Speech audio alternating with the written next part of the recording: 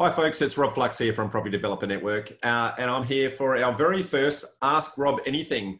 And I have my first guest, Tony Gallagher, coming and joining us. Hey Tony, how are you, mate? Hi Rob, I'm good. Yourself?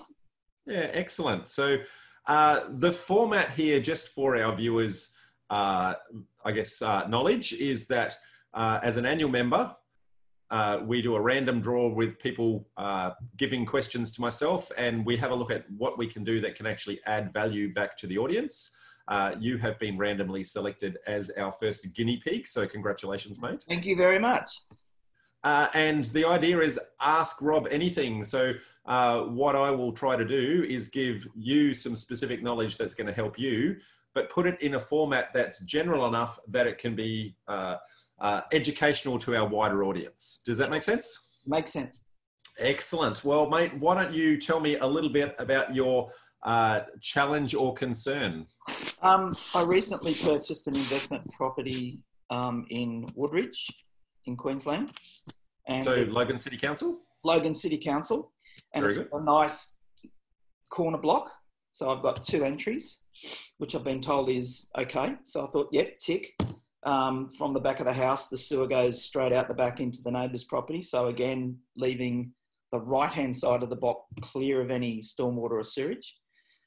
Nice piece of land there. It's about 260 square metres from the side wall of the house, which incorporates, well, it's got the garage at the end of the house. I was hoping to utilise that. And I'd like to put a granny flat on that end of the block to, you know, maybe 12 or 18 months. Now that we've got COVID, it's going to be more than 12 months.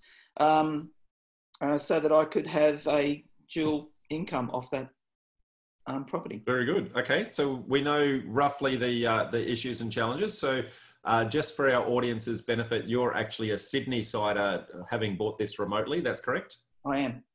Very good. So just for everyone's benefit, how and why did you choose to do that approach for your investment purposes? I originally started looking at Ipswich and an estate called Rosewood, which just went over the top financially and it just didn't work. So then I met Luke Moroney, and from Tony Robbins' environment, I didn't even realise that I'd met him. And we were chatting one day in a pub and he told me what he was doing. So about 6 months later, after I'd calmed back down from the excitement of this big deal, new house, I got in touch with him and we just chatted, and he's told me that he was a buyer's agent in Queensland and that they look in the 250 to 500 range. And I went, oh, that's me. So then I started looking at those areas they were talking about, Deception Bay, Logan, and Ipswich.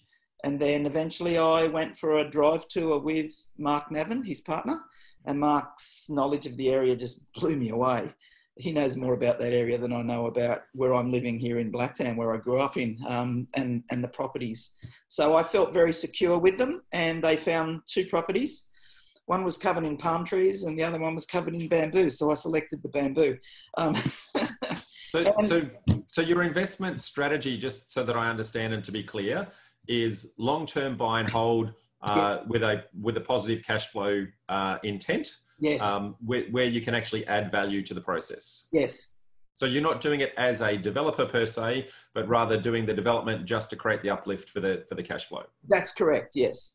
Excellent. Okay, so that makes it very clear because there are different advice that we're doing if we're going to be flipping it versus what we're looking for cash flow, et cetera, et cetera. So, okay. So now, as a side note, mate, you mentioned that Tony Robbins environment. Now, just letting the audience know that you're the official fire starter, Twisted Fire Starter, for the for Tony Robbins. So your role is to light the flames for the coals that everybody walks on. Is that correct? Yeah, that's correct. I am the second assistant to the fire captain. And I've been doing that in Australia as a volunteer for 20 years. And I've been invited to take on a permanent role as a Robbins Research International contractor for the fire team in Australia only. And yes, we collect all the stuff there, the grass, the wood, the turpentine, the matches, and boom, we burn 10 tonne of wood And then we have these beautiful laid out lanes, as you saw. I'm sure you were very impressed with what you saw, and the hot coals. And it takes me a week, but it takes the volunteer team 2 days, and then we have a get together at the end of it, and we debrief. And it's a great way to help people develop themselves in a team environment beyond what we do for the participants of Tony's Firewalk. Yeah. Well, having walked the coals, mate, love it. You did not kill my feet, so you did a good job. Well done. It's a nice feeling, warm. Back to the problem at hand, mate. So, looking to put a granny flat onto this property. I'm looking to put a granny flat on. Let's firstly, just for our audience's benefit, just going to give a little bit of an overview of different dwelling types. Yep. Now, this is going to be very subjective to each council, so the terminology can be somewhat different in each council, but the term granny flat is a little bit of a clue to the intended use of the property. So there's a very distinct difference between what you're allowed to build and what you're allowed to use it for, and a lot of people get the two things confused. Okay. So what you're allowed to build, and I'll give a very simplistic example. What you're allowed to build could be a house, but what you use it for could be many things. So you could use that as a house for one individual household. Yep. You could use that as a home office. You could use that as a rent per room. You could use that as an NDIS. So all the different use cases trigger different usage rules. And so a lot of people confuse the can I build it with the can I use it for what I intend to use. Yep. So I want to be very careful there from the audience's perspective. So in Logan City Council, the terminology granny flat doesn't actually exist, but what it actually refers to is a term called a secondary dwelling. Right. Now, a secondary dwelling is intended to form one family unit with the primary dwelling, right? So that whoever the household is on the main dwelling, yep, the second person is part of that same family unit. Yeah, now, right. Okay. The term granny is kind of the reference there to kind of look after the older generation, but it can be anyone in the family, could be an older teenager or that sort of thing. But you know, they shop for one family unit, those sorts of things. You know, they're considered even though they might be living separately. Yep. I think what you might be wanting is, I guess, a secondary household, so that they're actually separated apart and they're not actually living independently. Now, that in Logan Council is either going to be an auxiliary unit or a dual occupancy unit, dual occupancy. Yep. So I suspect that for you, an auxiliary unit, because you're going to be wanting to rent that out as a second rental, likely to a second family. Right. That's probably the terminology that we should be looking for. Sound roughly right? Yeah, that's it. That's excellent. Great definition. So based on that, now I will share this with you at the end, and I'll even put this into the meeting notes for everyone to reference, that anyone's looking for this particular council. But there's a nice little fact sheet that Logan City Council has put together that is really awesome at kind of describing the differences and the use cases and how and why you would actually go particular ways. Yep. So I'll talk to the secondary dwelling initially, which is the thing that I don't think you want. And then I'll talk to the auxiliary dwelling, which is, I think, the thing that you do want. Right. So in Logan, a secondary dwelling needs to be part of that same household unit. Depending upon the size of the land, depends on the size that secondary dwelling is allowed to be. So if you're on less than 1,000 square meters, then the secondary dwelling can be no more than 70 meters in size. Okay? Yep. So if you do that, then there are some, it can be what they call an approval and a permit is actually needed, but it doesn't actually trigger what they call infrastructure charges, which is the additional tax that council puts on the dwelling. Yep, got ya. But if you were over 1,000 square meters, then you could lift the size of that secondary dwelling and turn that into 100 square meters. Okay. Now, an auxiliary dwelling or an auxiliary unit, which is two separate households, Yep.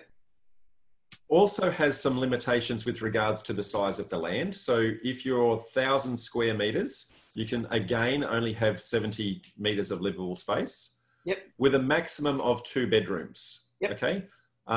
You can have no more than 1 kitchen and no more than 1 living space in that additional dwelling. What it does do is it triggers some infrastructure charges, so that council says, because you're putting an extra habitable dwelling on there, Yep. that is actually rentable out, there is an extra charge that would be applied. Now, in Queensland, the maximum charge that can apply is $28,000 to cover all things, including council fees and utility fees and those sorts of things. So I would budget for that $28,000 Yep. for yourself.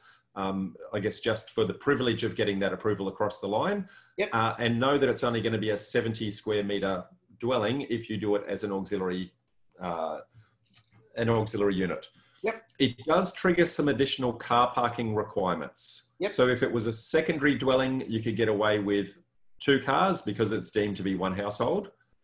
But if it's an auxiliary dwelling, it's going to trigger additional car parks. And from memory, and I'd have to do the homework on this one, but from memory, it's actually 5 car parks in this particular instance. There is also, I guess, a second type of auxiliary dwelling, which is called dual occupancy. Now, dual occupancy is putting a second property onto that title that can then actually be separated out into 2 separate titles at a later point in time. So there is 2 options there. So you can have that as either an attached dwelling or a detached dwelling. So I guess it's possible to actually put that onto the property and potentially subdivide that later on, so long as you meet the minimum lot requirements when you subdivide that down at a different point in time. And again, you're going to have those car parking issues and challenges with regards to 5 car parks. I think that... Is that 5 car parks over the new dwelling, or the primary dwelling and the new dwelling? Well, if you're doing it as dual occupancy and you're keeping them all on the one title, then it would be 5 across the 2. But when you separate them out, you've got to just make sure that they're allocated, I guess, the right ways. So that's kind of the overview, mate. There are a couple of things that then come into the logistics of the site. And because of the fact that I'm trying to make this very generic for everyone, I'm not going to go into the intricate details of your site and the feasibility of that, etc. But what we would be looking for as a general rule would be the location of the existing dwelling to see whether or not we can keep that, because there's generally some intrinsic value with the existing property. Mm-hmm. We would then try to see, can we add that additional dwelling somewhere on the property that would actually allow access to that. The high level assessment that I've had just looking at your aerial photos is that it's a little bit tight in order to do that without having to actually remove the existing carport. But if you remove the carport and found somewhere else for the cars to live, which I think is plausible on your site, then I think it is actually possible.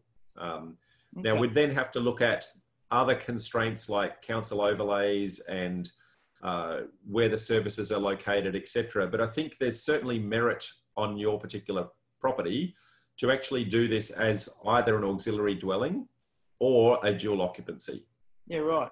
I think the auxiliary dwelling is more likely, just with your particular circumstance. That would trigger the additional infrastructure charges, or what in other states they call council contributions. Yeah, so the frontage requirements. So there's a couple of things with doing that. So frontage requirements, you'd need to have a minimum 15 meters frontage. You have that. That's no problem at all. What they're looking for is a single vehicle crossover. So which means that one driveway in, so sharing that driveway, not because you're on a corner, it'd be very tempting to have one on each street, but they're actually looking for that to be shared between the 2. Oh, interesting. Yeah. So just looking at this, crossover driveway must be 5.5 metres wide where the lot is less than 600 metres and not a corner lot or a rear lot. So that's what it's... So you'd be looking for a single crossover there is kind of how I'm interpreting that. Yeah, okay. And 5 car parks, mate, with a maximum of 2 bedrooms in that secondary dwelling. Yeah. Or in that auxiliary dwelling, I should say. Got to get the terminology right. 2 bedrooms is more than enough. So hopefully that gives you some comfort that it's plausible. There's a couple of extra checks that we'd need to do from regards to, as I said, actually looking at the overlays and constraints, looking at where the services are, is the slope of the block going in the right direction?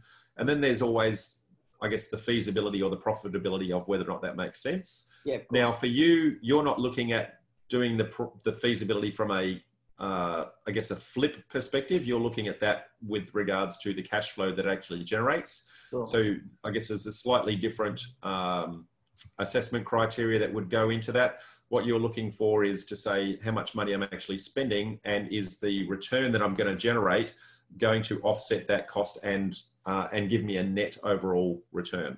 Correct. Yeah. That's it. So any questions from that, mate? No, I wanted to understand the whole concept around the size of the block and this granny flat, which you've done, thank you. I had a bit of an understanding about the car park. You've posed a good point about the crossover and entry. I was told something other than that, so that's something else to do some more research on and review. And then, of course, I did understand about the contributions because there has been a little bit of media conversation going on of late up your way over the last couple of years about auxiliary. Oh, no, I think that they were talking about trying to put additional costs on the granny flat as well as the auxiliary, weren't they, up in Logan Council, and they got a bit of a smack on the back of the wrist because granny flat's obviously family, not a rental. Yeah, so there's always conjecture with rules changing all the time. So it's something that you have to always be up to date on, and that's probably worthy of noting for our audience that every single council is going to have a different set of rules. Sure. And on top of that, those rules change regularly. So it's a matter of, you know, when you get advice from an expert, make sure that advice is actually up to date. Because it's very easy to 2 weeks later find that they've actually changed a rule. So yeah, of course. Yeah. Yeah. No, that pretty all covers it. So it gives me a starting point. And as I said, we're all in a situation now where we've got this pandemic to consider and what's it going to do. You've done some great work on looking at where we are globally as well, and what impact is that going to have on property market. There's a lot of people talking about that at the moment. So just get this house up and running, get people into it, keep it well maintained, and see where we're at in 12 months time. So cash flow is the most important thing in no matter if you're doing development to flip or if you're doing, I guess, the value add in order to keep. Cash flow is king. Yeah. And as you rightly pointed out, I'm doing a whole bunch of series as to how and what's happening around the economy. What I would say is watch this space. We've got something really exciting coming up for our audience with regards to how we can actually give them some really good insights into the next 6 months or so, and how they can protect themselves from that. So watch this space, mate. Okay. So thank you, mate, for being our very first guinea pig in the Ask Rob Anything challenge.